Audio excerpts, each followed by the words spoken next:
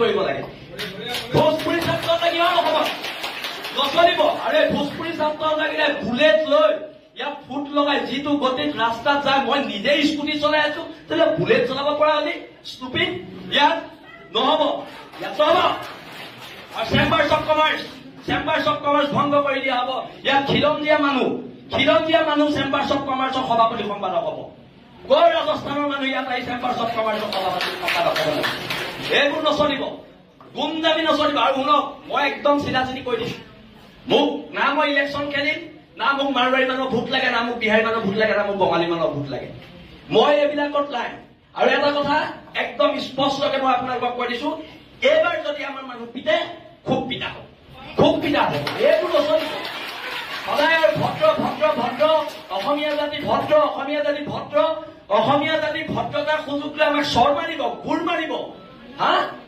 আমি কি ঢোল আৰু ৰঙালী বিহু আমি যেতিয়াই পাতি দিব পাৰো খালি ঢোলটো যাতে আপোনালোকৰ পিঠি নহয় সেইটো কথালে মন কৰিব একদম কৈ দিছো দেশৰ মানুহে গঢ়িত পিটি ল'ব জানে হেংদাং বৰটোক ঠাল তৰোৱাল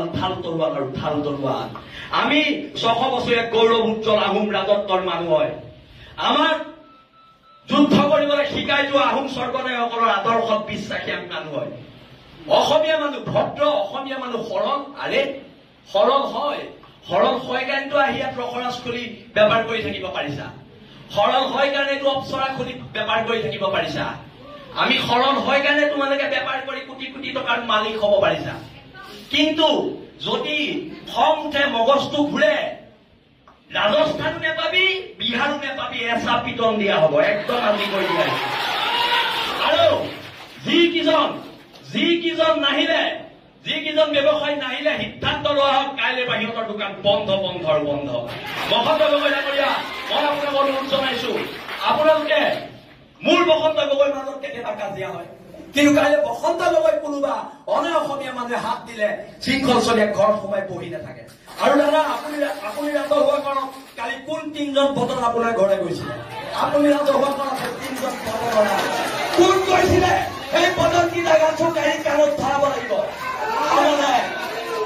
আপুনি আজি ৰাজহুৱা কৰি যাব লাগিব কোন 3জন বদন আপোনাৰ ঘৰলৈ কালি ৰাতি পইচাৰ ঘোষ দিবলৈ গৈছিলে আৰু এটা কথা ভোজপুৰী সংগঠন বন্ধ আৰু ইয়াত কিহৰ মাৰোৱাৰী যুৱ মঞ্চ অসমীয়া যুৱ মঞ্চ আছে চব জইন কৰা ইয়াত মাৰোৱাৰী যুৱ মঞ্চ নহব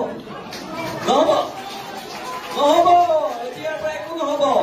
বহুত সহ্য কৰিলো চব মাৰোৱাৰী যুৱ মঞ্চৰ নাম মাৰোৱাৰী সমাজে নিজে গৈ পেলাই মোহাৰিব লাগিব কলা ৰং লৈ সেইটো প্ৰস্তাৱ লোৱা হওক ভোজপুৰী ছাত্ৰ সন্থাৰ নাম কলা ৰং লৈ ভোজপুৰী ছাত্ৰ সন্থাই য'ত লিখা আছে চব মোহাৰিব লাগিব সেইটো প্ৰস্তাৱ লওক একদম হয়নে ৰাইজ আমি ইয়াৰ ভূমিপুত্ৰ মানুহ তহঁতৰ চৰবোৰ খাবলৈ আমি ইয়াত জীয়াই থকা নাই আমি চৰবোৰ খাবলৈ জীয়াই থকা নাই আৰু আমাৰ চৰকেইটা বেংগলী ফেডাৰেশ্যন বন্ধ কৰা হওক এইবোৰ অসমত নচলিব উজনি অসমলৈ নচলিব দিয়া নহব এইখিনিকে কলো মই কথাবোৰ কলে বিতৰ্ক হয় মই কথাবোৰ কলে মোক গুণ্ডা বুলি কয় কিন্তু যদি মই আকৌ কৈছো যদি আমি গুণ্ডা হয় মোৰ নিচিনা গুণ্ডাৰ সমাজৰ প্ৰয়োজন আছে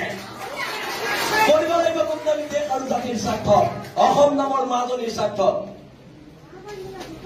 ইহঁতে চল পায় আমি কিবা এটা কৰিলে আমাক পুলিচে জেলত ভৰাই দিয়ে মাৰোৱাৰীখিনিয়ে চল পায় আমি কিবা এটা কৰিলে জেলত ভৰাই দিয়ে সেই মাৰোৱাৰী সমাজক কৈছো জেলৰ ভিতৰৰ আটাইতকৈ ডাঙৰ গুণ্ডাটো মইহে কৰো এইটো কথা মনত ৰাখিবি মই জেললৈ ভয় নকৰো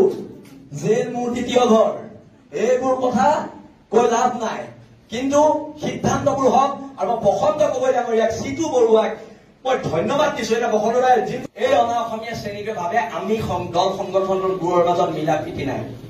আমাৰ দল সংগঠনবোৰৰ মাজত মতভেদ থাকিব পাৰে আমাৰ দল সংগঠনবোৰৰ মাজত অলিয়া অলি কিছুমান থাকিব পাৰে কিন্তু আমি খিলঞ্জীয়াৰ সেইটো কথা মনত ৰাখিব লাগিব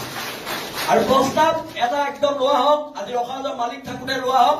অহা 7 দিনৰ ভিতৰত ৰসাজৰ 20টা খিলঞ্জীয়া দিব লাগিব নহলে ৰসৰাজ বন্ধ কৰি দিয়া হ'ব ৰসৰাজ